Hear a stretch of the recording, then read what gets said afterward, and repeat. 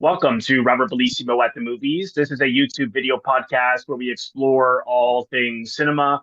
I want to welcome back to the show Matt Page, who is a UK-based film historian, writer, and independent scholar who has been researching adaptations of the Bible in film for over 20 years. He has contributed to a variety of books and journals on the subject and runs the popular Bible Films blog, biblefilms.blogspot.com, and he is the author of the book 100 Bible Films, which was published by the BFI.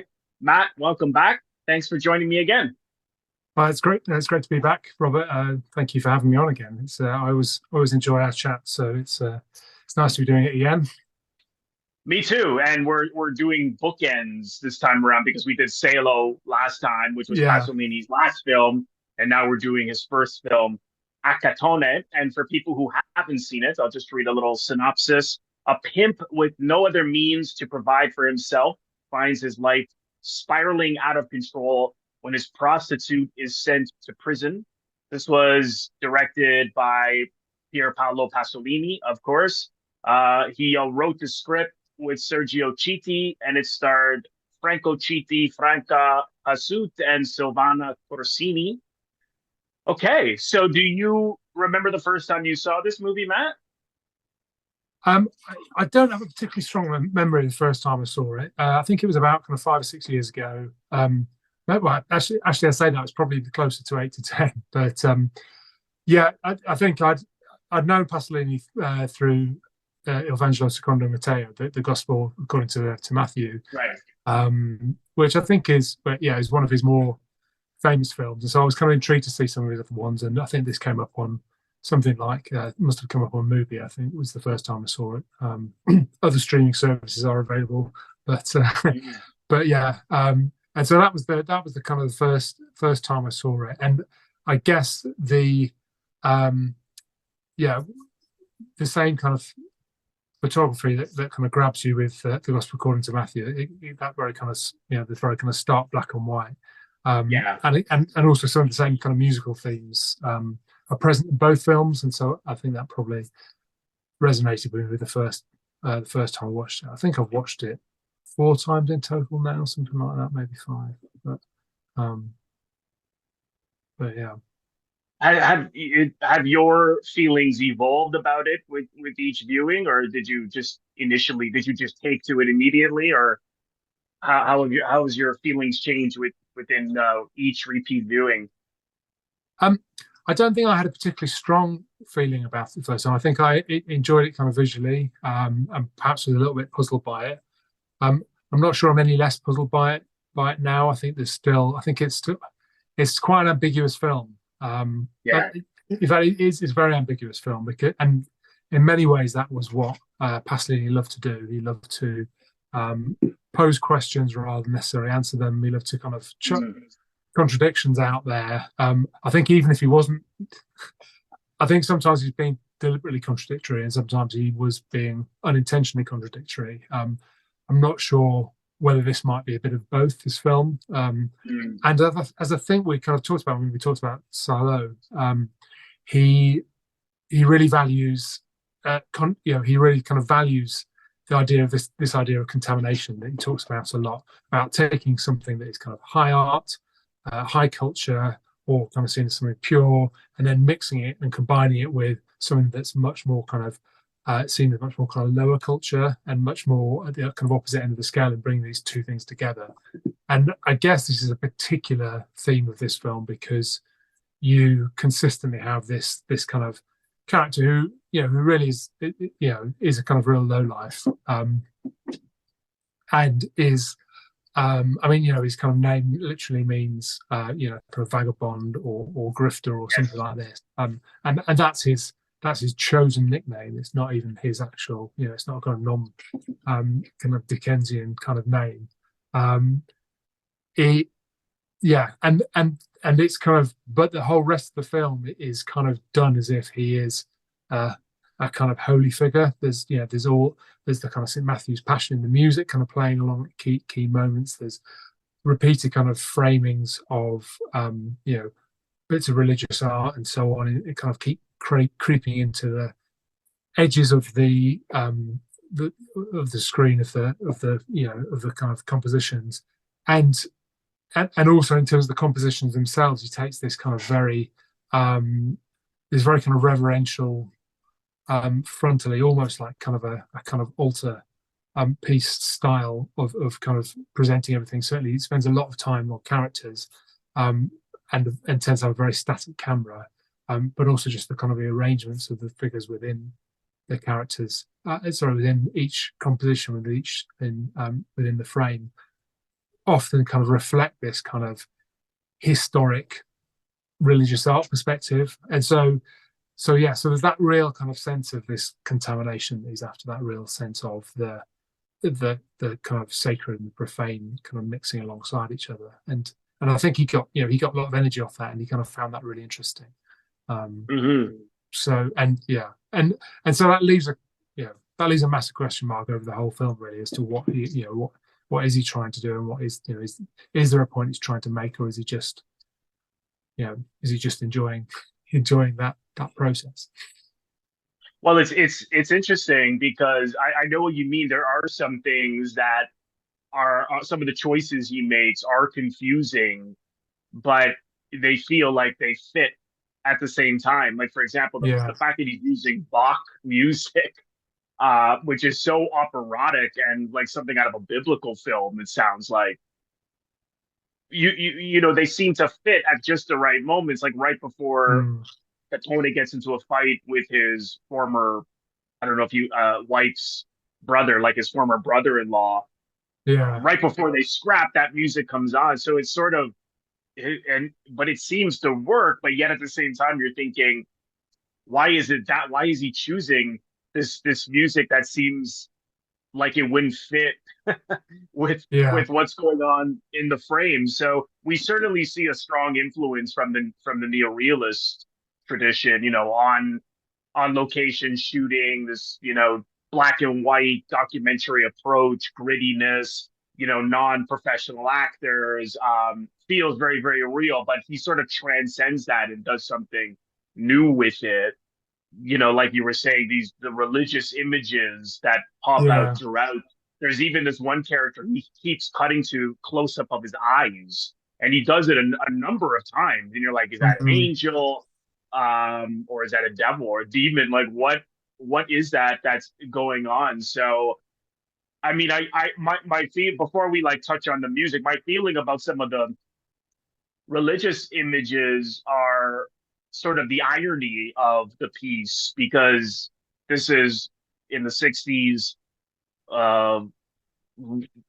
when post-war Italy, where they had this economic boom, and yet we're seeing these people who are clearly left out of it. They're in the slums of Rome. They are in the lower classes, and you look at their surroundings here, and everything, it just looks like bomb sites. It just looks like things that got bombed out after the war that no one repaired or no one tried to rebuild. And so the only workaround is like this, hard labor. Accatone at one point compares it to slavery when he meets Stella. And it's so interesting that we see him at one point talking to Stella, and we can see that he's getting interested in her. But since we know he's a pimp and his prostitute is in prison, we're thinking, oh, he's trying to recruit this woman, which was his intent, I think. But then his feelings for her got caught up in it. He falls in love with her.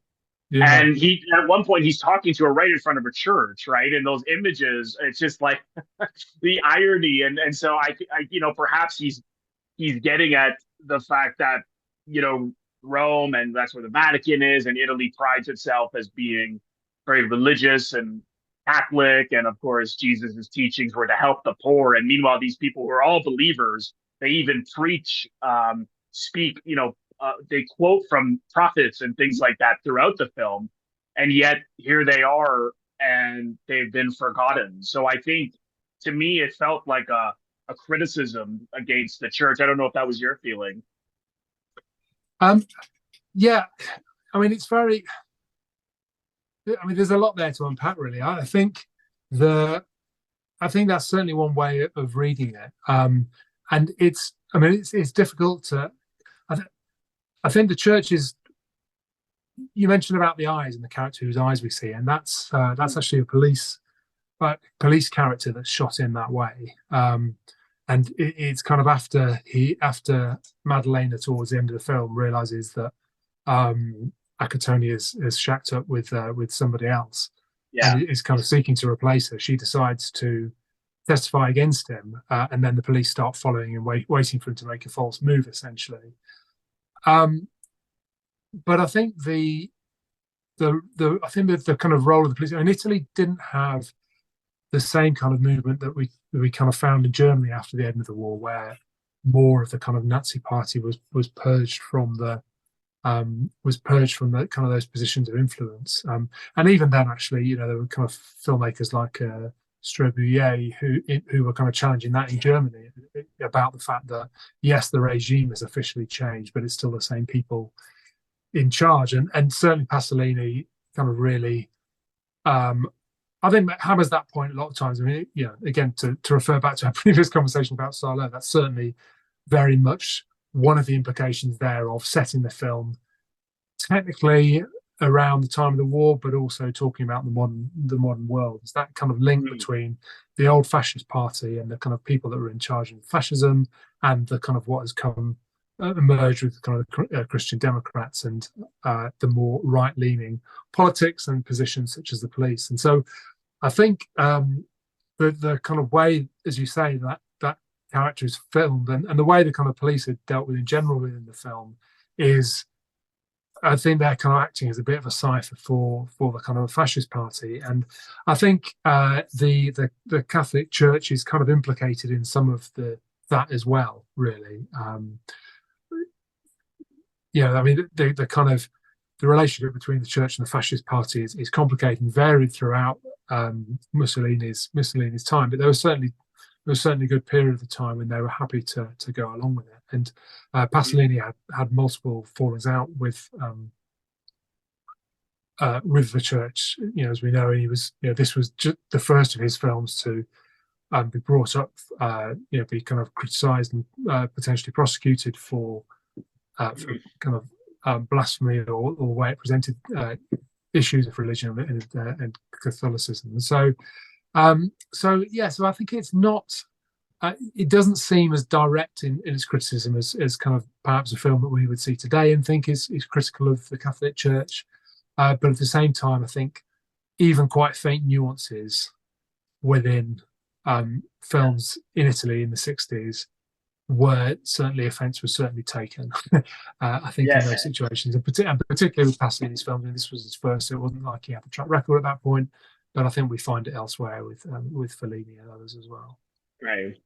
Yeah, it's certainly subtle because I think ultimately, I mean, at least for me, the biggest takeaway was going into this world of poverty and these Yeah, people who are out of work, and at first they talk openly about hating work, and that like they laugh about working, and which you can later understand why, because as I said earlier, the only opportunities there are really, really hard labor. And so there's moments where they have nothing to eat, and that they're starving. And Accatone, he is aware that he cons people. It's not as though he's an evil person. I mean, yeah, he certainly has his share of bad flaws, like any of us. But when you're that desperate, like for example, when he visits his son and takes his son's necklace to pawn it. Then again, he pawns it not for himself, but to buy a dress for Stella, who he's becoming interested in. But which is terrible. But then even as he's doing it, he's talking about how it's so yeah, terrible because all the things I have to do and stuff like that. Or when all his friends go and they get enough spaghetti together, and he convinces one guy to throw them out so that he'll come back and the two of them will have the spaghetti, and then cut his yeah, friends out.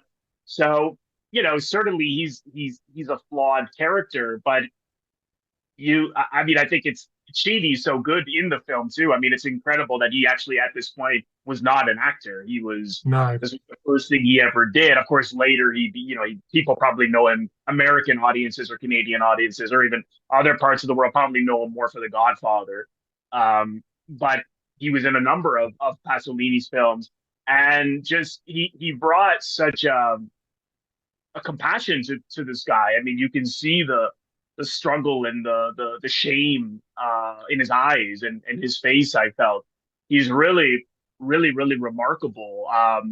And but that to me was what really hits home is that these people were are struggling to survive and they're doing whatever they have to do to get by. And if that means he has to prostitute this woman Madalena, then he's gonna do it. And of course, like he's so desperate that even early in the film we see that she's injured her leg, and mm, she goes, well, I'm not going to go out tonight, and he forces her to, and that's of course when she gets beat up by that gang who pick her up. yeah, But not, and it's take it one step further.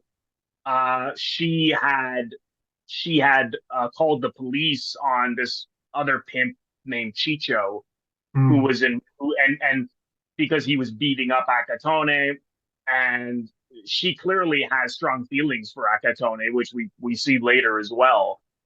She called the police, and then he was the one who told those guys that beat her up, because that was Chicho's partner. He comes. It's sort of ambiguous as to whether he may have known that already. Like, why was that guy there? I think I don't know. It's possible that he knew that Madalena is the reason this guy's in prison, and so he's like, we're gonna go beat her up. And of course, when they're drinking and he's drowning out his sorrows, he tells them that at the bar. So I feel bad for him because he's in this position, but it's just he accidentally makes it worse by forcing her to go out, and then his emotions also get the best of him, and he goes and tells these guys who he really shouldn't trust. I mean, Magdalena says, "Don't trust yeah, those guys," you know. Um, but that to me, like that exploration of what poverty can do to people was really the biggest takeaway. I don't know if that was your experience.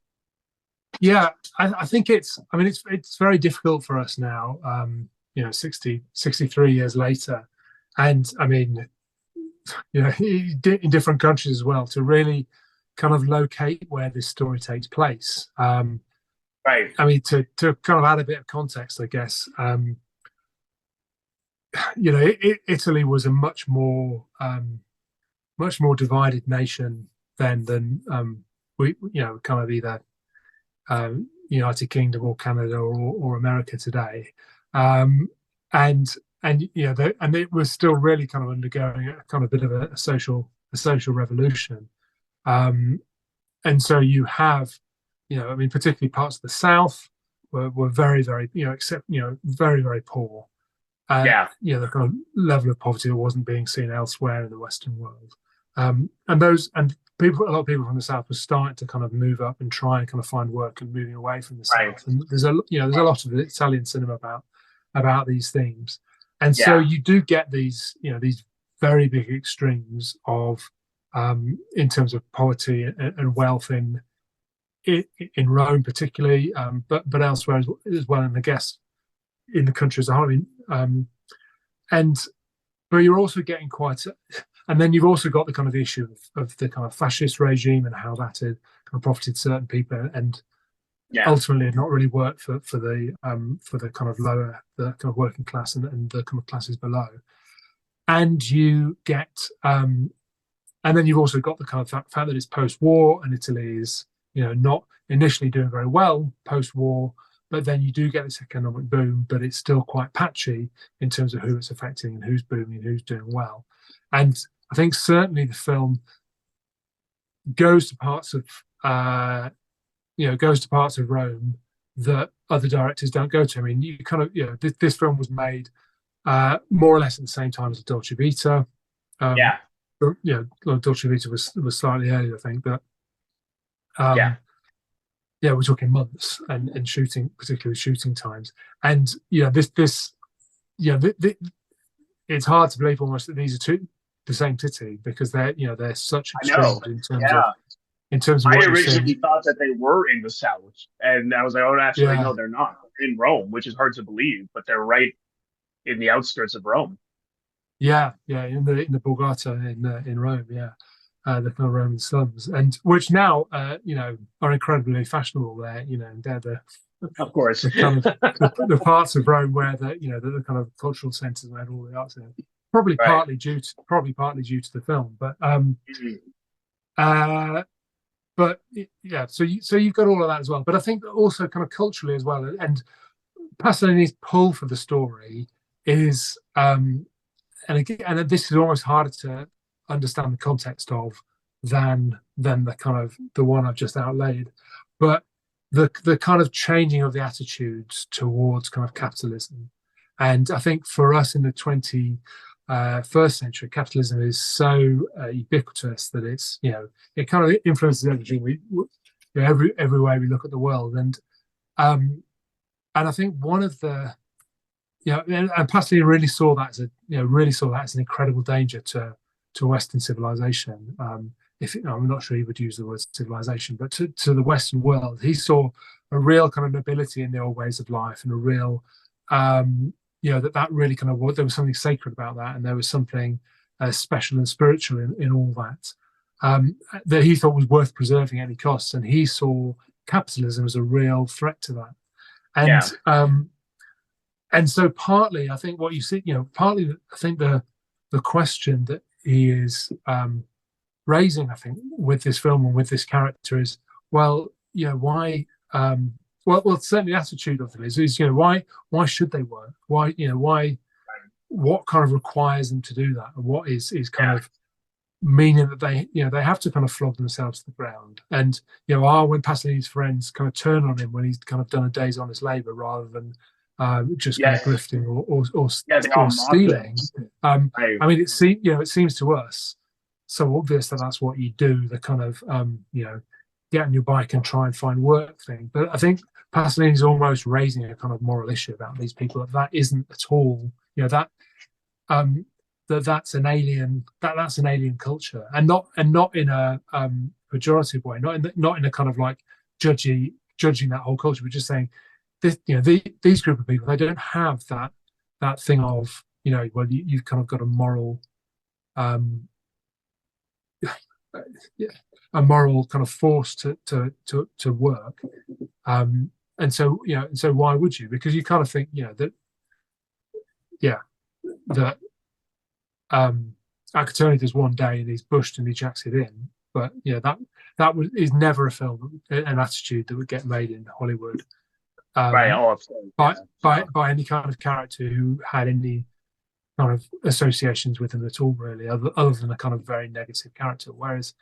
Um, whereas I think that is partly what he is trying to get at, is kind of raise up that attitude that is, well, why should we be involved in this kind of capitalist machine that is building Right. up this money and kind of flogging people to death as they take part in it.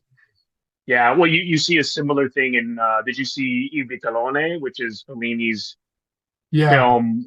That from the men are all, but they don't live in the slums, which is interesting. no, yeah, So for them, it's a different psychology, but yeah, it's similar there. And I mean, it just a note on Fellini was that Fellini was originally going to produce this, and yeah, you look at Knights of Tiberia, which is similar in a sense. I mean, she's a prostitute, the main character, and mm, and even he couldn't touch this. He just thought, I can't.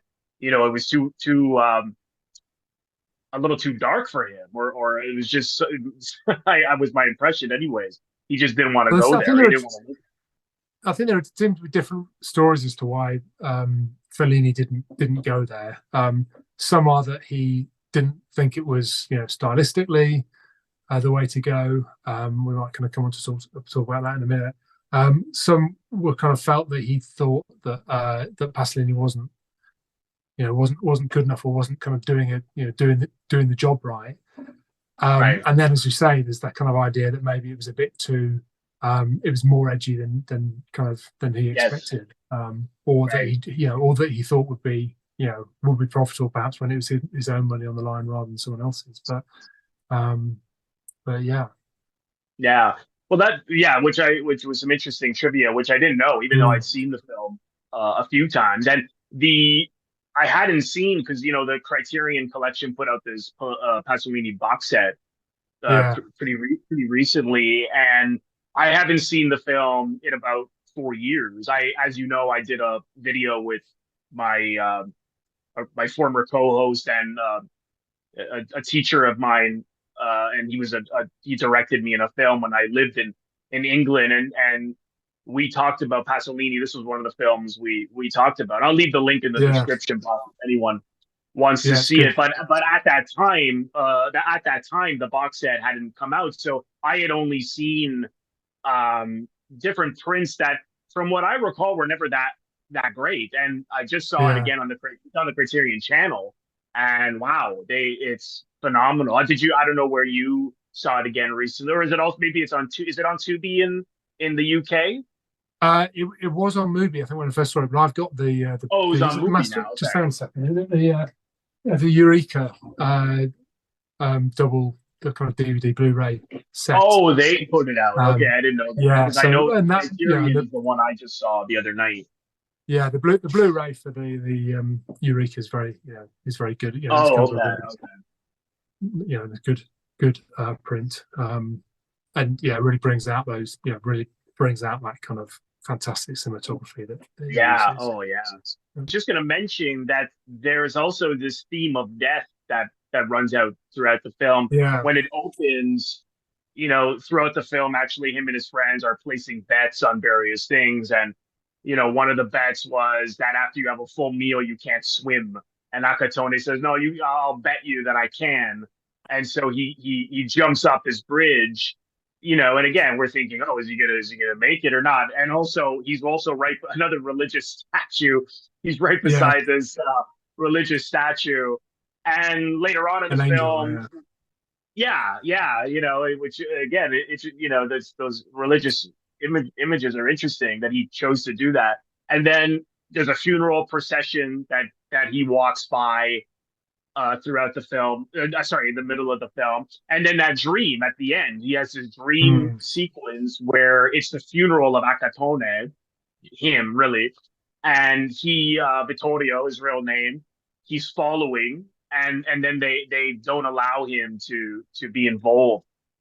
And I think which was such an interesting surrealist film, and then of course, moment, a scene, and then of course he in the end he dies in his last when he gets hit by a car, and his last line is I'm fine now. It's something like that, paraphrasing a yeah, little bit.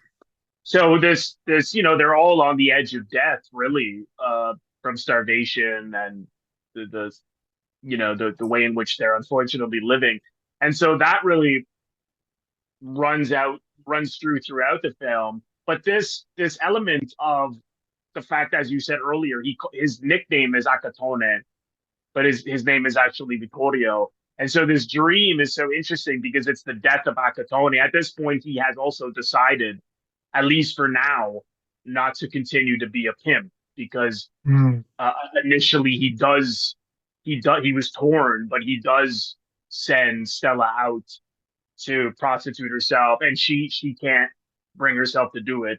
She had, as she said yeah, earlier, her mother had done it when her father died in the war, and her mother, and she was actually really really ashamed. And he tries to say, well, you shouldn't be ashamed. She was doing what she had to do, and things like that. And so he's it's that character, that persona, the Accatone, right? Right now he's at least for now he's not going to do because he's really fallen in love with this woman. Um, and so that it's almost like the death of that character, and now he's Vittorio trying to just make an honest living. And what happens? He gets killed, right? So yeah, again, it's almost as if he's saying, because of who you are and where you live, you're gonna have to degrade yourself and be a pimp. When you try to be honest, you get killed. yeah, And unfortunately, that, I mean, and then he brings himself to steal, and it reminded me of the bicycle thieves. At the end, Yeah, he there's steals a the very bike definite that's reference to that, I suspicious. think. Yes, yes. And I thought that was really interesting. I can't take credit for that interpretation because I found some very interesting different opinions on Letterbox and such, and I thought that was rather interesting. I don't know how you felt about that, or if that was something you thought of. Well, yeah, I mean, I do think it's interesting. I mean, I think there's, I mean, again, there's different. I think there's different ways of reading the ending, Mm, because I mean, there's. I suppose one of the endings is, or one of the kind of interpretations is around the kind of Christ, the kind of reverse Christ figure kind of thing, right, or him being a kind of character that has to suffer, uh, um, for the kind of film to reach its climax. Others have the kind of the sense of redemption idea of it, and that finally at the end he kind of um, almost kind of sheds a tear that is a kind, and that he's on this kind of path. Um, and I think with both of those, there's a kind of sense of inevitability to his death. Um, that right, that he kind of almost, that perhaps if his aim is to not be to not be a kind of a low life, or to have some kind of change in character, but there's also not a way that he can live in that fashion if he's good to kind of be true to that culture that I was talking about before. The idea is he's kind of faced with, okay, well, if he's going to live a better life, he he's kind of either going to have to do that by setting out to becoming a bit more capitalist in his way of doing right, things, or inevitably he's got kind of been seen by the police now, and he can't carry on. That kind of that that wave path is closed to him as well. Just as he's kind of closed out of the yeah. the graveyard scene, that he's also There's traps closed either out of ways, kind you of know. passing on. Yeah, but I was Yeah, interested in what you were saying about the death thing, because of the whole. I mean, there's a whole Dante reference, or series of Dante references going on around this film as we go as well. So, which, I mean, right at the start we have a quote from the fifth canto of Dante's Purgatorio, which I've got here. But I'll just read it out in the yeah. Go English ahead. translation. But God's angel took me, and he from hell cried, "Oh, you from heaven, why do you rob me? You are carrying off with you this man's eternal part for a little tear that takes him from me." Um, and so one of the readings of it is that this idea that Accatone makes the kind of least possible distance of a journey towards some kind of bettering himself. He Right. decides because he is. I mean, you kind of mentioned about Stella being unhappy about being prostituting herself, but also actually Accatone is can't handle that either. He realizes he's fallen for her, and Yeah. there's the kind of scene where she's found she's found someone and they're interested, and he ends up like kind of almost killing himself, which again is another Oh yes. moment of death in the film. And instead, what he does is he does this almost kind of more extraordinary thing where he kind of runs down to the beach and washes his face off, and then piles it into Yeah. the dirt, and he ends up with this kind of almost demonic looking black, kind of sandy, silty face at the end of it. And so you got that as well. And then continuing the Dante theme, I think the kind of abandoned hope, or you who pass here, is referenced at another point, probably the most famous line in the whole of the Divine Comedy, I think. And so you've kind of got that angle going on, and there's also a bit. I mean, one of the ways that Pasolini is different from the neo. I mean, we kind of mentioned the neorealist in a bit. I Yeah. don't think this really is a neorealist film, for reasons we might come unpack a little bit. Although it's certainly influenced by it, and it's someone who's Yeah. trying to move on from that. That's the starting point. Um, but I think oh, sorry, I've lost my thread now. But and one of the ways for doing that is the kind of the rhythm and the kind of musicality of the way the film is shot, and you get these kind of repeating elements. And and almost like the kind of the circles of the hell kind of idea. And so we Mm. start the film with this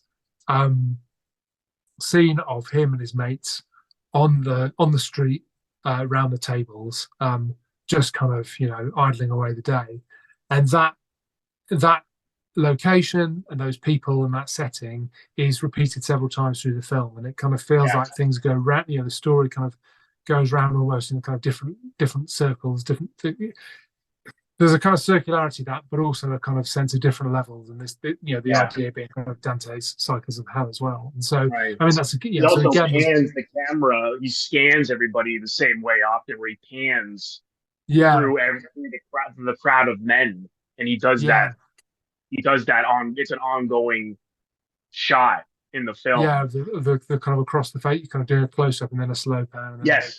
Yes. yeah, yeah, and we see, we kind of see a few other elements of that kind of that tap into that as well in some of the way he filmed it. So, Mm-hmm. um, so yeah, Yeah, and yeah, it's a good point, and I hadn't thought of that in terms of the circles of hell and these things repeating, and even with the three women in the film, mm, Stella, Maddalena, and the woman. Well, I mean, this being actually, this being the '60s, or divorce was still illegal in Italy, so yeah, he is still married to the first woman, and when we see when he approaches his wife, and it's a two shot of them walking down the street, and then when he's mm, talking to Stella later, it's the same shot, yeah, and some long it's tracking, the same reverse tracking the shot. long, exactly, yeah, sorry, reverse tracking shot, and it's interesting because he repeats that, and we don't know the history of how that relationship tore apart. Maybe he tried to prostitute her, Yeah, and the brother and father who hates him, found out, or and we don't know. But clearly, with Maddalena, she became a prostitute, and as we see, she clearly has feelings for him. We don't know his feelings for her, but mm, when she's in prison, she finds out that he now has this new woman, Stella, and so she goes and tells the cops that he's a pimp, yeah, and so again, it's and now he's with someone new. So it is, even though these relationships, there's well, we don't know for sure. There's differences, but there's also clear similarities, right? So yeah, it's that spiraling and that going round and round and round, and it's kind of repeating what he does, of yeah, what he does to the women he's with. mm, yeah, and yeah, and there's kind of significance to both their names as well. So obviously there's I mean, again, I've talked about the kind of the religious element, but obviously she is a Magdalena that's a prostitute, which again Oh, of has course, of a close, course. close connection with Jesus there. Right. And then she's Stella, which is Italian for star, isn't it? So, and kind of almost like this idea that she's kind of a guiding star for him, and Yeah. kind of leading him out of his situation. And so, one of the things was kind of, I mean, I wonder how much whether you kind of picked up on this, but I mean, there was a lot of films made around this time that kind of dealt with the kind of issue of prostitution. When you mentioned La Notte di Cabiria Yeah. earlier, and Pasolini's next film was Mama Roma, which again Yeah. deals with a woman that becomes a prostitute. And there are kind of a few others as well. I can't quite remember all of them at the time. And this was because in 1958 there was a change in Italian law that outlawed brothels basically, and there was kind of quite a lot of support for this move, both in terms of, I mean, you would naturally assume the Catholic Church was quite happy with that. Some feminist groups were pushing for that. Some more right-leaning, more kind of right-wing groups were in favour of that as well. Although I think the Christian Democrats actually opposed it. But one of the, I think, but it was perceived in a lot of circles that this was a move that had made women much less safe, because previously they could set up on their own and be in a house, and now they were kind of, working on the street. And so, Right. so this was a very I guess, controversial and hot button issue at the time that Accatone was made, and Mamarova and Knights of Kavira as well, and so and some of those others. So it really was a kind of much debated issue at that stage, because opponents on both on both sides, they were arguing as to what would make things safer for women, or what was more kind of moral. But I think Pasolini probably felt that hadn't that it hadn't done that. Certainly with kind of Maddalena, we see when the Italian group beats her up, they kind of pick her up and from the street, and she ends up getting assaulted, sexually assaulted, and beaten up. And again with Stella, we kind of see her. The time when she seems most vulnerable is when she's picked up on the street by the guy. He takes her out. She decides she doesn't want to go through with it, so he kind of throws her out of the car. Yeah. And again, more parallelism. It feels like the same place where Maddalena's already been. Oh, that's right. Yes, that's right. And then he goes back. Then he goes back to the same stretch of streets to pick up somebody else. So he could have given her a lift and just dropped her off, but he actually, throws her out into what we know is a dangerous location and leaves her to kind of fend for herself and walk back and go back. So so that's very much in the kind of, well, I was going to say background, but I think it's very much in the foreground really of what would have been this film when it came out. And this was a hot button issue. Right. It's interesting because I think we had said with Salo as well, because he was an intellectual. Yeah. And his films clearly, he has a number of things that are not obvious, and the audience is sort of becomes aware of like certain technical choices, like with the use of Bach.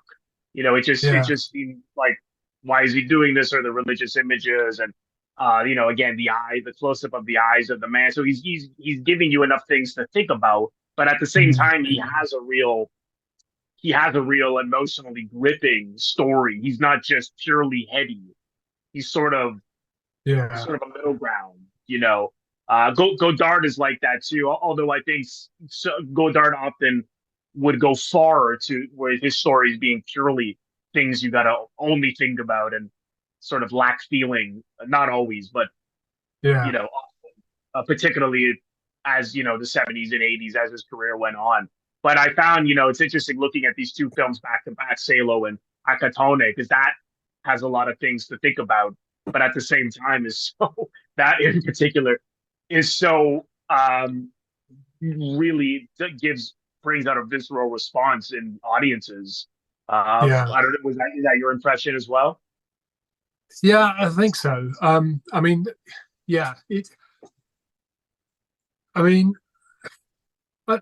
think the way he films it, and the way he doesn't want you to like Accatone too much. It's right. Again, the way you think about the kind of films he could have made, and the films that perhaps a Hollywood director might have made this story, it could either have been kind of glorifying in his in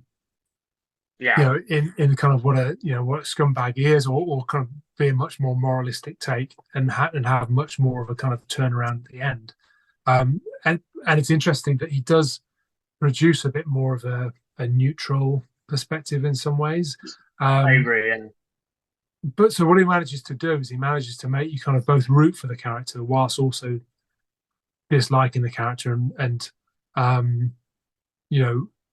wondering why these women are with him and kind of find themselves with him. And the audience, I think you naturally side with them to some extent, but also feel some kind of pull towards him. And so and I think that is a lot of it because he is a more emotional filmmaker than De Sica and Rossellini. They're both emotional filmmakers in their own ways, and in some ways that's because they cheat on their own principles in some ways, or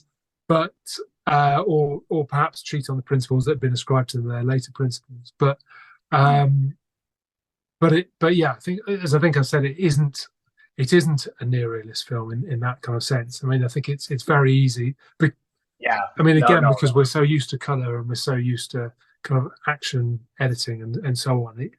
When you see a film that is, that uses much longer takes and it's black and white, yeah, it's it's kind of very natural, and in Italian, it's very natural to kind of like almost go to neorealism because we know that was so big and so influential, and it certainly was of course. influential on Fellini. But Right. essentially, they were, I think, the neorealists were trying to, they kind of believed that if they, shot things in as neutral a fashion as possible, that they could capture reality in front of the camera. Whereas Pasolini always felt that um, that that was always fake. You couldn't, no matter how hard you tried to do that, you were always making fake. And so if you were to make something real, you had to kind of manufacture that. The kind of the real emotional reactions, or kind of by pointing out the elements of it which aren't kind of real. So that was certainly one way of which he moves away, and so we do see these. I mean, I've already kind of talked about the kind of the technique. This he called it sacralita technica, kind of sacralizing technique, I suppose, where he is kind of having this reverential approach to the characters and the framing and these kind of long takes and the kind of close up on the faces. There's Yeah, not much of that in the neorealist films, whereas here it's much more of a kind of standard thing. I mean, yeah, his shot variation is kind of really quite minor here. mhm. He does the kind of close-ups of one thing. He does the kind of moving close-ups of several characters, and then we get I think it's something like well, there's kind of three. I suppose there's three particularly notable camera movements where the camera really draws attention to itself. Uh, and so we've already talked about the two long reverse tracking shots that go on for Yeah, a really long time and just kind of following the conversation down the road. And then the other one is there's a 180-degree pan at one stage. I think you mentioned that already as well, mm, which is the only shot in the film like that. And again, this isn't a kind of near-realist shot.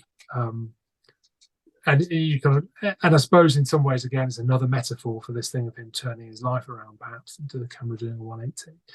right. Um, so it's quite different. I think Pasolini essentially he thought that neorealism was um, I don't know that he would use the word tool, but certainly was something that came out of the fight Yeah, against fascism and the kind of the end of that era, and that was what that was about, and a kind of a new expressivity.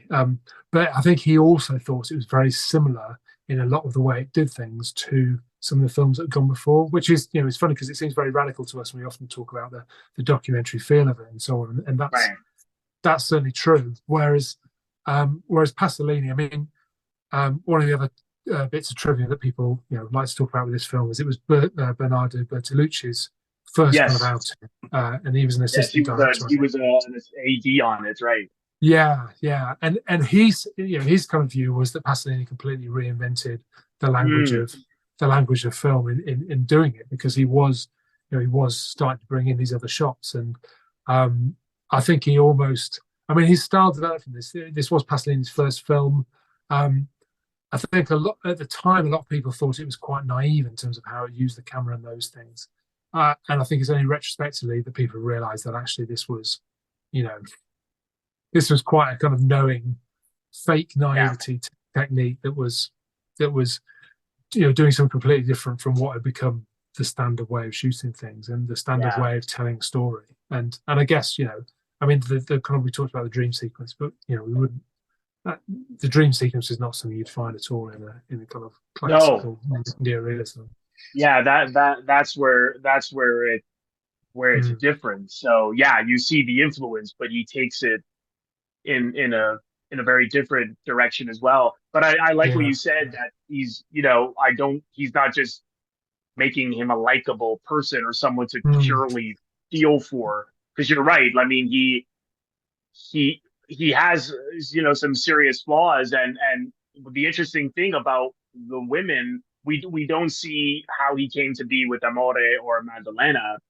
but Yeah. we can imagine it's similar because with Stella, we see that she's very naive, she's innocent, she's struggling to get by, and he seems to be able to attract those people who are vulnerable or Mm. impressionable. And he's very charming.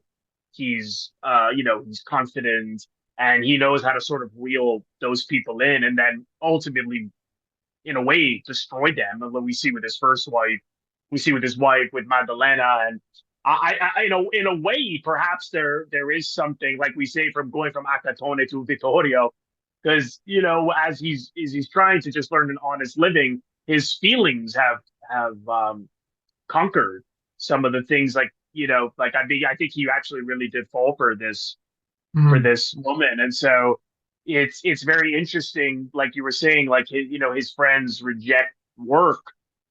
So we could look at it as, well, it's because it's, why should they do it if it's just to you know keep on this capitalistic way of living. Or you can say that it's because the work is awful, that, like we're saying, it's Yeah. Accatone compares it to slavery. And so it's interesting because I didn't actually really, I forgot about the fact that they do mock him Yeah. after he goes and tries to work as a laborer.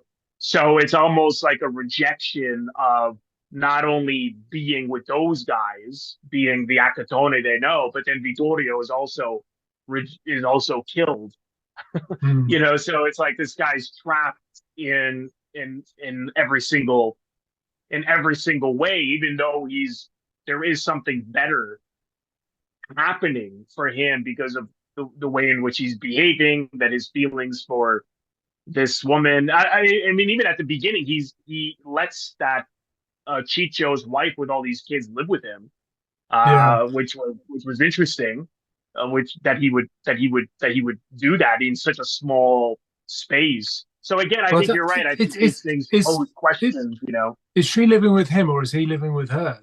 This is what I can't. I Oh, well, okay. I thought that she was living with him because that guy who beats up Magdalena later had said, "Oh, you're so kind of you to take her in," unless Yeah. he lied. Possible. It's possible Oh, right. Yeah. he's Yeah. just in there. I mean, yeah, it's hard to say. Who knows? Yeah. I mean, Um, again, it's a very mind blowing in terms of the kind of relationships within that small flat. You've got the wife of the because yeah. So it's the wife of, can't, sorry, what's the character? Is it oh, Chicho, yeah, Chico? Yeah, who's Chicho. in prison. Yeah, Yeah, yeah. His wife. He's then um gone with Maddalena, and yeah, then she's then gone with Accatone, and then he's gone with Stella. And they're, right. and you've still got Stella and Accatone and Chicho's family Yeah, all living in then them he at the just end. And replaces it's, him. yeah, and again, Yeah, like you were saying, the kind of the element of the kind of poverty that forces people to live together like that is, in that kind of circumstance, that would, again, is a thing that you cannot really imagine happening today, in all but the right, most desperate circumstances. right. And yet Yeah, it's not even and presented as unusual. right, exactly. And even his friends, it's interesting that on the one hand they would mock him for working, but then when Mm. he's trying to sell his jewelry, it's a famous quote. I know Scorsese likes this line a lot. One of the guys says, and again he's quoting a prophet. He goes, "In the words of the prophet, today you sell your ring, tomorrow your watch, next week your chain, and in 77 days you won't have your eyes to cry with," which is such a great line. So it's such a contradiction because they're making fun of him for Yeah. working, but then when he's like does when he's doing what Accatone would do, as opposed to the Vittorio side of him, which is like, oh, I'll just sell the jewelry. He also talks, quite highly of himself. Look at I was Mm. like, I had all this stuff. Look at me. But it is what you wonder whether any of that was actually true. Yeah. It's interesting that suddenly one of them would say that when like they're again, it's criticizing him no matter what. If he works, he's if he's selling things, he's an idiot. If he's working, he's an idiot. It's like, Yeah, you're either a pimp or we want nothing to do with you. It's just this complex nature I find quite interesting. yeah, yeah, definitely. Hmm. Did you have anything else you wanted to mention? Um, well, I mean, again, I was just aware of some of the references with some of the compositions and so on. Not talked Right. about them so much, but so there's both. I mean, Pasolini was a kind of a originally was a kind of a student of the history of art and became a painter himself later in life. And so we see a number of like kind of a number of. I mean, there's kind of elements of medieval frescoes in various bits, and I've kind of talked about how he frames his compositions in Yeah. general, but we also kind of see specific ones. I think so. There's kind of quite a famous image of from Manteiga with where Jesus is kind of lying on his back with his feet towards the camera, having died, and there's certainly at least one reference to that within this. And then we, Giotto, Caravaggio, Masaccio, kind of, different scholars have found elements of some of their paintings in there. And then in terms of other film artists, I mean, we've talked about Rossellini and Fellini to a certain extent. Pasolini was a big fan of Carl Theodor Dreyer. And Right. again, the close-ups. I mean, I think there's a story that he basically took his cinematographer to go and see Dreyer's Passion of Joan of Arc and said, "This is Oh, I didn't know that. basically I this is can what I see want. that now. Yeah. Yeah, this is what I want. This is what I want the film to look like." He couldn't explain it, so he took him to see it. Um, and then Mizoguchi as well was another kind of influence. Oh, And yeah. Yes. we can Oh, kind of you know what? I see never thought of that. Yeah. some of that in there. Certainly. And just that, I mean, yeah. And so there's Dre's faces as well. Throughout the films, those kind of real kind of close up, those slow close ups, and that kind of grittiness, that kind of gritty purity of the film stock. Mm. But there's also just one kind of just some of the sets have that that feel that Dre really goes in for, kind of very sparse and very plain, Yeah. and yet incredibly kind of like beautiful and powerful as well. And Mm. so yeah, so it really does. I mean, yeah, again, it's this thing of all these influences he's wearing on his sleeves, the classical influences. We've talked about the music a lot, but obviously the religious element in that as well. And so yeah, so it's there's a lot going on in terms of how Yeah. what he's trying to draw out of his compositions. Right. I hadn't thought of, or I hadn't read that Dreyer and Mizoguchi was an influence, but I mean, Mm, the neorealism is obvious to an yeah, extent, but I actually hadn't thought of, or read about those other filmmakers. yeah, and Um, Godard as well. I yes, mean, yes, again, yeah, it's very soon after Muslim today, isn't it? Um, yeah, yeah. so That again, that just really popped out on me on the last viewing, even though I'd seen this at least twice, two, three times. yeah. Um, that really stood out. If people want to get your book, where's the best place to get 100 Bible films? Well, it's on Amazon. It's probably the best place. Yeah, just search for it there. That's or your local bookshop should be able to order it in. If you want to do it that way.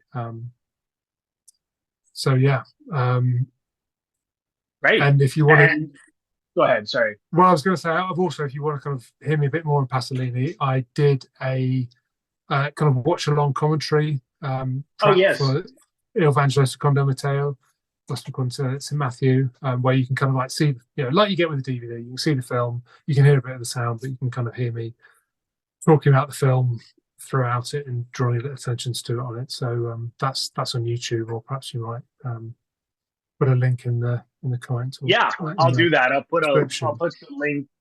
Yeah, certainly. I'll put the link in the description box below to your social media handles, your website, and that commentary as well. And highly Yeah, recommend getting thank you. Matt's book, which we discussed about a year and a half ago, which is really, really remarkable. So Fantastic. Well, Matt, Oh, thanks thank again you. for your time and for coming on, and let's do it again sometime soon. Yeah, definitely. Yeah, yeah. Well, thank you. I mean, again, thank you for having me on. As I said at the start, I always enjoy our conversations and feel like I come away with plenty to think about. So, Me and too. this has been no exception. So yeah, we'll have to do it again. Thank you so much, everyone, for watching. I want to thank all of my members on Patreon. If you're interested in becoming a member of my Patreon, head over to the link, patreon.com/Robert Bellissimo at the movies for full details. Patreon is exclusive content that I create month in and month out. And as a subscriber, you are able to vote on polls and contribute to what I do on Patreon month in and month out. So head over to the link for full details. You can also leave a donation directly to my YouTube channel by pressing the thanks link, which you will find directly below the video frame. Just click on the thanks link and you can leave a donation there if you choose to. And lastly, if this is your first time here, please consider subscribing. It is absolutely free to do so. By pressing the Robert Bellissimo at the movies logo, you will see it floating above my head in the top left corner. To your top left in just a second, just click on that. And then click the bell in order to get a notification every time I release one of my new episodes. Also, click the like button and leave a comment below. Let me know what you think of this episode. Also, you can also share the episode. All of these things are what produce traction to my YouTube channel. So I appreciate you watching and thank you again. And I will see you in the next episode.